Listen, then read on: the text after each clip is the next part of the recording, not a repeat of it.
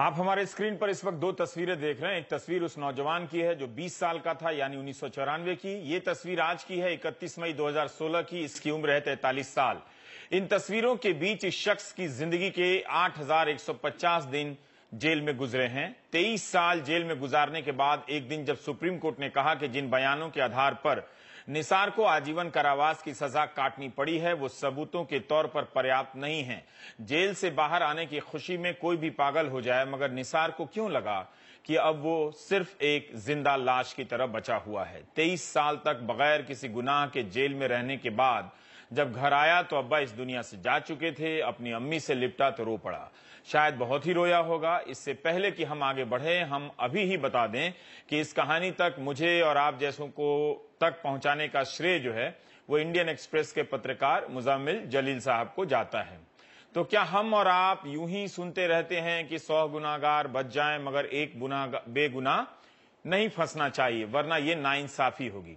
आए दिन अदालतों से लोग कई साल तक जेल में रहने के बाद रिहा हो रहे हैं। कई लोग ऐसे हैं जिनके खिलाफ इन वर्षों के दौरान सजा ही साबित नहीं हो सकी, सबूत नहीं मिले। हम बात निसार की करने जा रहे हैं, मगर निसार की जगह कोई नरेश भी हो सकता है। सत्ता और संस्थानों की जब ऐसी लत हो जाए तो वो किसी को भी पकड़कर उसकी जवानी या जिंदगी बर्बाद कर सकती है। हाँ, सियासत के हिसाब से कुछ दिनों के लिए उसे कितनी चर्चा नसीब होती है यह इस बात पर निर्भर करेगा कि वो हिंदू है या मुसलमान है, या उसे लेकर कौन सी पार्टी किस वक्त ज्यादा मुखर है।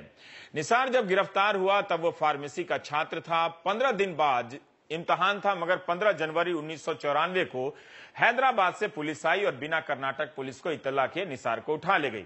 उसके बाद इस नौजवान को एपी एक्सप्रेस में हुए धमाके के आरोप में गिरफ्तार किया गया, जिसमें 2 यात्री मारे गए और 11 घायल हुए।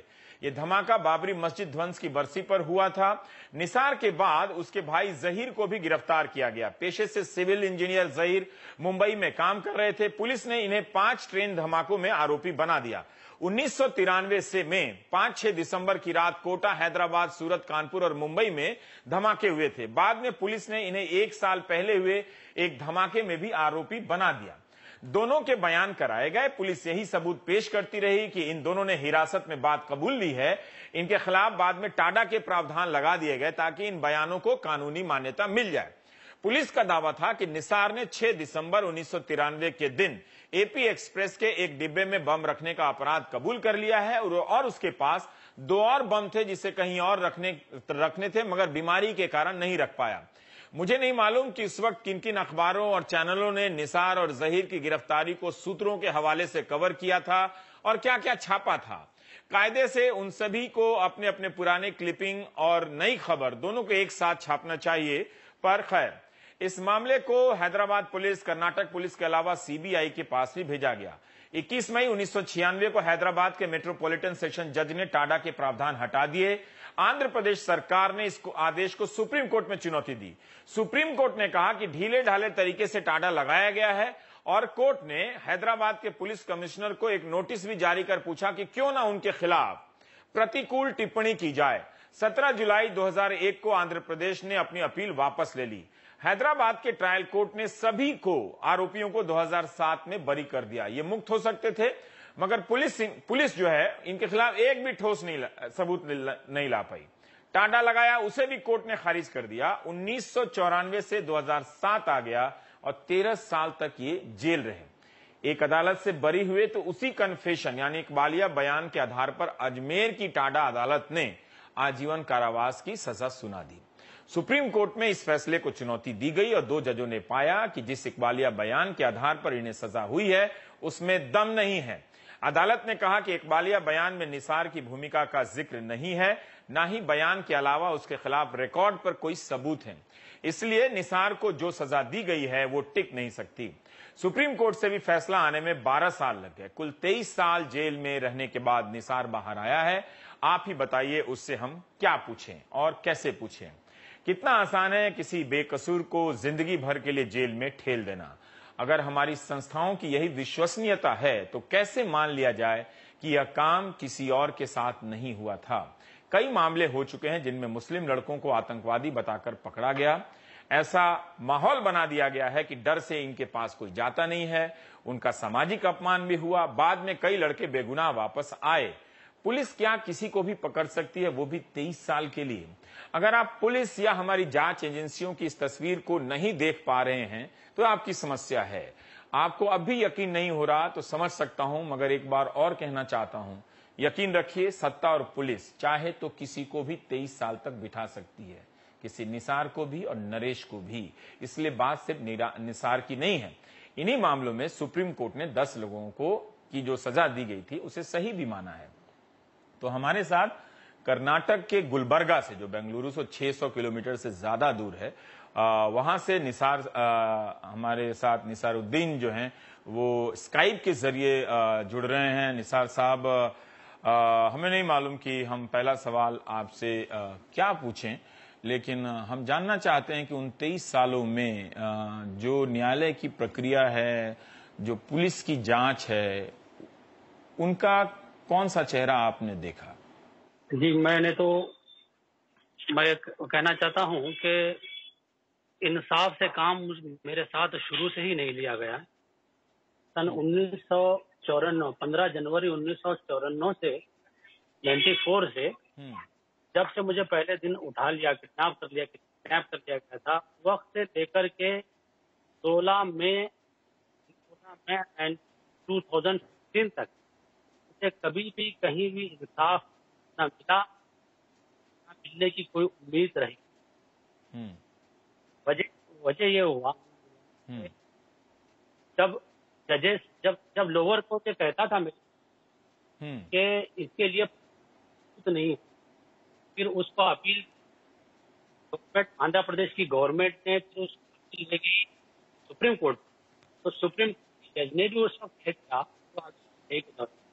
कि इस केस में आड़ा नहीं बन सकती इन कन्फेशंस को, लिहाजा तुम विड्रा कर लो। तो आंध्र प्रदेश पुलिस झूठा फैब्रिकेट जो लगाया था, उन्होंने अपनी अपील, तो जब वो उस चीज को अजमेर में इस्तेमाल, फिर अजमेर में कोर्ट के अंदर मीडिया को सबसे बड़ी बात ये थी कि उसमें मीडिया को कभी केस के दौरान कभी मीडिया, सबसे बड़ी बात यह है एकदम बंद कोर्ट के अंदर हम केस को चलाया गया और फैसला, और उस फैसले का नतीजा आप देख रहे हैं।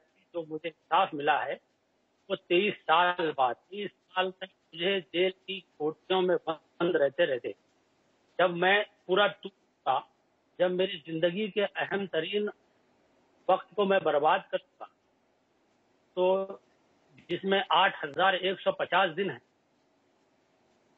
अब मुझे जब इंसाफ मिला है, मुझे इंसाफ मिला है, तो क्या दिन वापिस आ जाएंगे? अब जो पीछे भी लोग रह गए हैं, तो जिंदा लाश की तरह तोड़, जिन्हें इंसाफ की उम्मीद हो सकता है फिर आगे, अब वो इस उम्मीद पे जी रहे हैं कि शायद मरने से पहले घर पहुंच। इसमें बहुत बड़ी उम्र के लोग हैं, 85 साल, 69 ईयर्स, 70 ईयर्स, जो 20 साल से ज्यादा। निसार, मैं ये जानना चाहता हूँ, आपकी आवाज थोड़ी कट रही है, तो पता नहीं हम लंबी बात कर पाएंगे या नहीं, लेकिन मैं जानना चाहता हूँ कि जो कन्फेशन था, जो इकबालिया बयान था, वो क्या पुलिस ने जबरन आपके साथ मारपीट करके लिया था? वो किन हालात में आपके वो कन्फेशन दर्ज कराए थे, या वो आपके थे ही नहीं? नहीं, बात ऐसी है, पुलिस ने मुझे उठाया, शायद किसी और के फिराक में रही हो पुलिस। हाँ। तो जब उठा लिया तो ना मैं कोई मुलजिम था, ना मुझे कोई केस से लेना देना था, तो मेरा बयान का तो सवाल ही पैदा नहीं होता। तो उनके पास एक फैब्रिकेटेड एक कन्फेशन ऑलरेडी मौजूद था, बस उनको सिर्फ उस पर मेरे हस्ताक्षर यानी मेरे सिग्नेचर लेने थे। तो उसके लिए तो उनके पास हरबे बहुत मारा, बहुत तोड़ा मुझे, और उसके सिर्फ साइन करने के लिए मुझे मजबूर किया, और मैंने साइन कर दिया। और वो धोखे से साइन लिए कि ये तुझे मतलब छोड़ने के कागजात है, साइन। अब मसला ये है कि पुलिस वाले तो जुल्म करते, उन्होंने एक पीसीएफ के पास एक मजिस्ट्रेट के सामने मुझे पेश करके अब मैं मजिस्ट्रेट के सामने अपनी शिकायत दर्ज कर दिया कि मुझे पता नहीं क्यों उठाया गया है, मेरा कोई कसूर नहीं। तो इस बात को ना तो मजिस्ट्रेट ने भी कर लिया है, ना तो किसी ने नोट किया उसको, और ना ही उसके ऊपर तारीफ से कोई किए। बस उन्होंने रिमांड दे दिया, तो हम बस इन्होंने समझ नहीं फिर सके, आवाज थोड़ी टूट रही है। जब आपको मजिस्ट्रेट के पास ले जाया जाता था तो क्या आप पुलिस के मारने के डर से नहीं बोल पाते थे कि ये मेरा बयान नहीं है? बिल्कुल, मैंने कह दिया था, पुलिस का डर होने के बावजूद भी मैं ये बात कह दिया था कि ये मेरा बयान नहीं है, ना मुझे क्यों पकड़ा है मुझे यही नहीं पता था। तो मैंने साफ साफ कह दिया था मजिस्ट्रेट के सामने, और ये भी कह दिया था कि इसे नोट किया जाए। लेकिन उसके बावजूद भी मजिस्ट्रेट ने भी नजरअंदाज कर दिया था मेरी उस बात को, और उसे नोट नहीं किया, जिसकी वजह से मुझे इतना बड़ा लंबा वक्त गुजारना पड़ा। अगर वो उस वक्त मजिस्ट्रेट उस बात को नोट कर देते, फाइल में वो बात आ जाती, तो शायद तस्वीर कुछ और होती।